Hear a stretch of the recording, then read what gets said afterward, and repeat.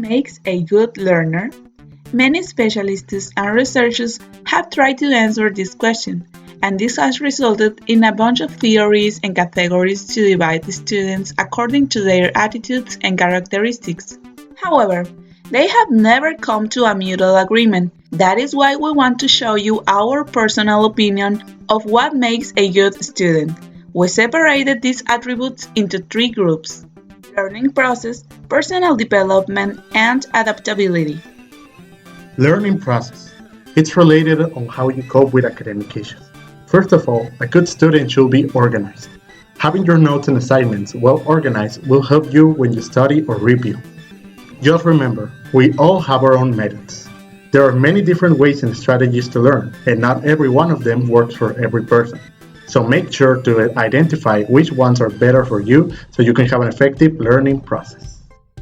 Personal development. It's helping manage ourselves in our studying process. For us to be completely dedicated to studying and also enjoy ourselves, it's absolutely necessary to have clear goals and objectives. This helps students to be motivated to learn more and make a bigger effort on their learning process each time. These goals and objectives do not have to be very big and life-changing. They can be small, short-term goals.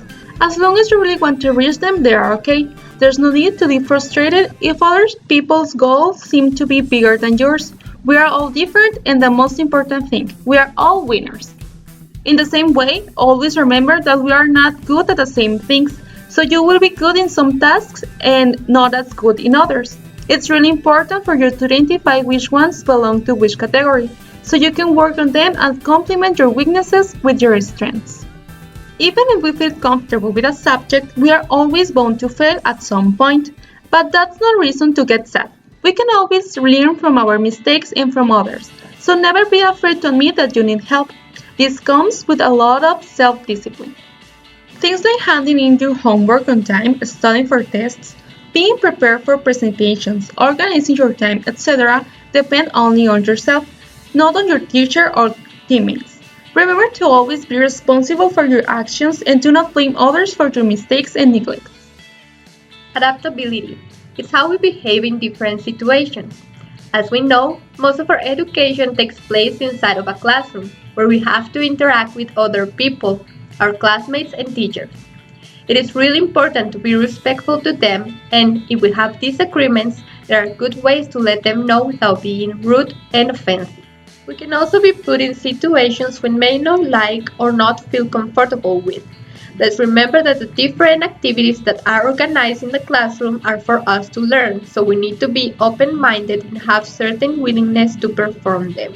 And again, there are ways to let your teachers and classmates know if you do not like something.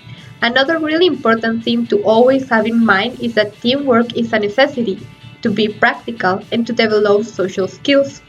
Working on teams, remember to listen to others and take into consideration all opinions and ways of thinking. This will help to expand your mind and get to know new ways of viewing the world around you. As we said in the beginning, this is our personal opinion. We all have different views of what is a good learner, and we take into account different characteristics and attitudes. What is important to have in mind is that each of us can be successful students if we set our minds to it. And for you, what is a good learner?